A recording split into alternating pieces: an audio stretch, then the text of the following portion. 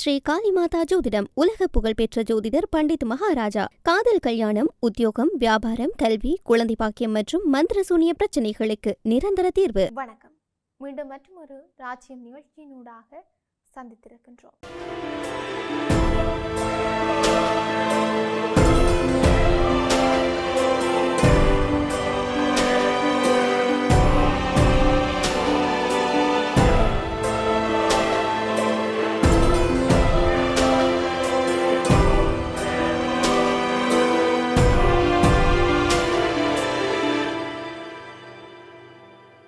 அமெரிக்காவுடனான போர், மத்திய கிழக்கில் இருக்கின்ற அமெரிக்க இராணுவ தளங்கள் இனி பாதுகாப்பானவை அல்ல என்பதை நிரூபித்துள்ளது என்று ஈரானின் உச்ச தலைவர் மொஜ்தபா கமேனி வெளியிட்ட எழுத்துப்பூர்வ அறிக்கையில் தெரிவித்திருக்கிறார்.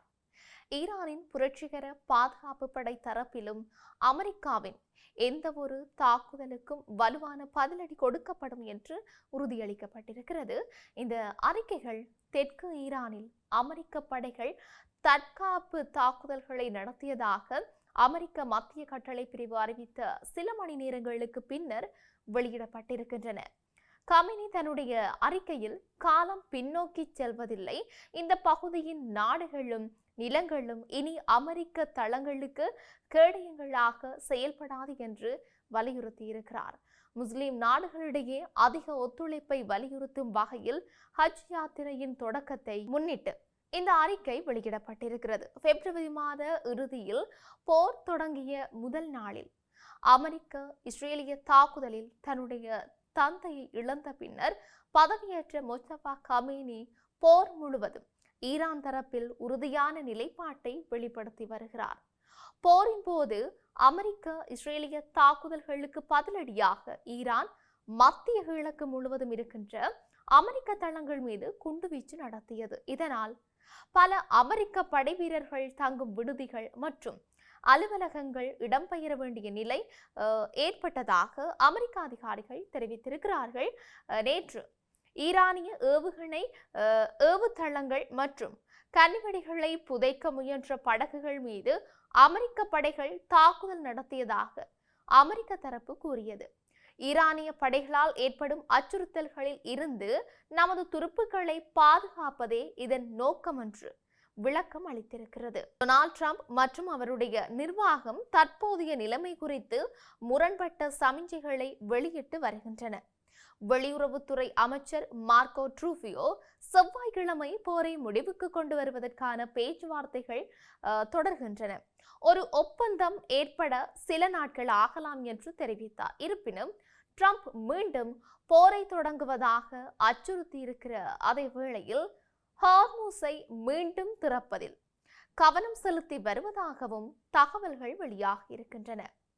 போரின் ஆரம்ப நாட்களில் ஈரான் இந்த நீரிணையை முற்றுகையிட்டு உலகளாவிய எரிசக்தி சந்தையை சீர்குலைத்திருந்தது. தற்போதைய நிலைமை சாத்தியமான அமைதி ஒப்பந்தம் குறித்த நிச்சயமற்ற தன்மையை அதிகரித்திருக்கிறது. ஈரானின் அதிகாரிகள் தங்கள் பலமான நிலையை வெளிப்படுத்த முயன்று வரும் நிலையில் பிராந்திய அமைதிக்கான முயற்சிகள் தொடர்ந்து கண்காணிக்கப்பட்டு வருகின்றன.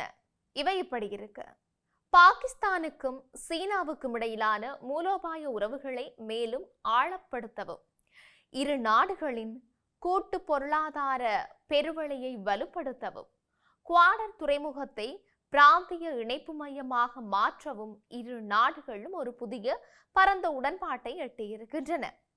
பாகிஸ்தான் பிரதமர் ஷெபாஸ் ஷெரீப் சீனாவுக்கான உத்தியோகபூர்வ விஜயத்தை நிறைவு செய்திருக்கிற நிலையில் இந்த கூட்டு அறிக்கை வெளியாகியிருக்கிறது.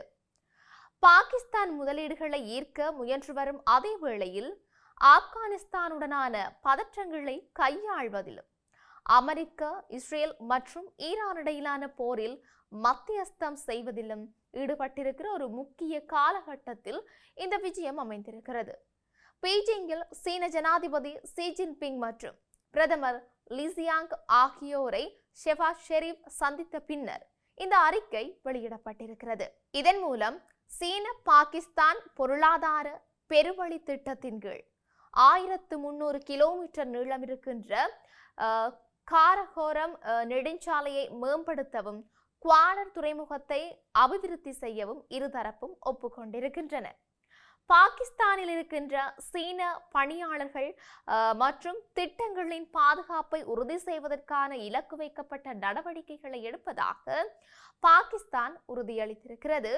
மேலும் அமெரிக்கா, இஸ்ரேல் மற்றும் ஈரான் இடையிலான போரில் தற்காலிக போர் நிறுத்தத்தை ஏற்படுத்துவதில் பாகிஸ்தான் மேற்கொண்ட மத்தியஸ்த முயற்சிகளை சீனா பாராட்டி இருக்கிறதோடு மத்திய கிழக்கில் அமைதியை மீட்டெடுப்பதற்கான 5 அம்ச திட்டத்தை விரைவில் ஏற்றுக்கொள்வதற்கு இரு நாடுகளும் ஆதரவு தெரிவித்திருக்கின்றன. அதே வேளையில் தாய்வான் விவகாரத்தில் ஒரே சீனா என்ற கொள்கைக்கு பாகிஸ்தான் தன்னுடைய ஆதரவை மீண்டும் உறுதிப்படுத்தி இருக்கிறது.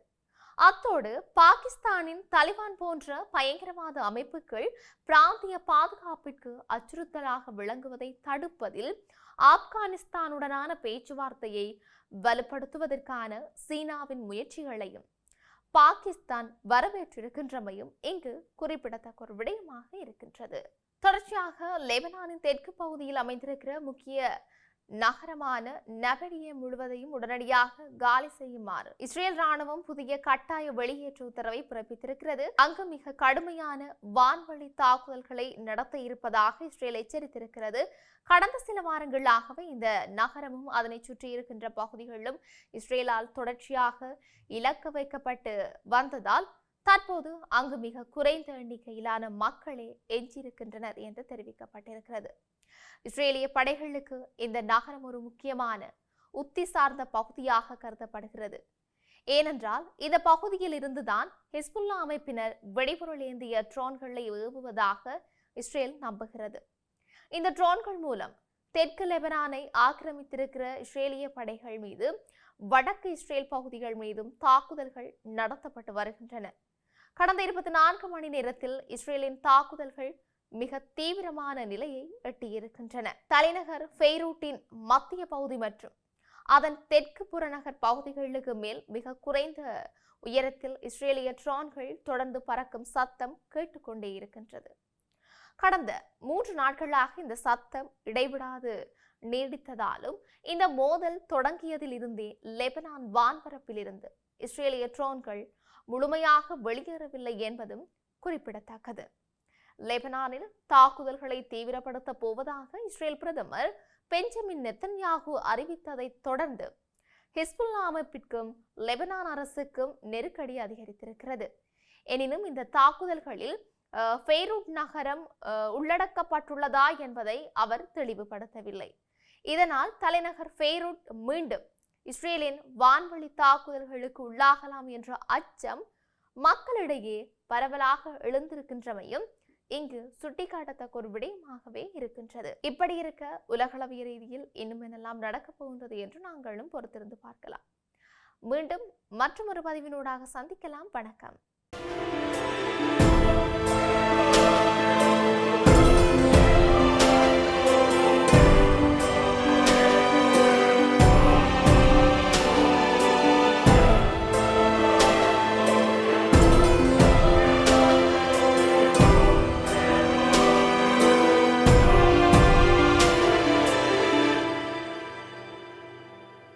ஸ்ரீ காளிமாதா ஜோதிடம் உலக புகழ்பெற்ற ஜோதிடர் பண்டித் மகாராஜா. காதல், கல்யாணம், உத்தியோகம், வியாபாரம், கல்வி, குழந்தை பாக்கியம் மற்றும் மந்திர சூனிய பிரச்சனைகளுக்கு நிரந்தர தீர்வு.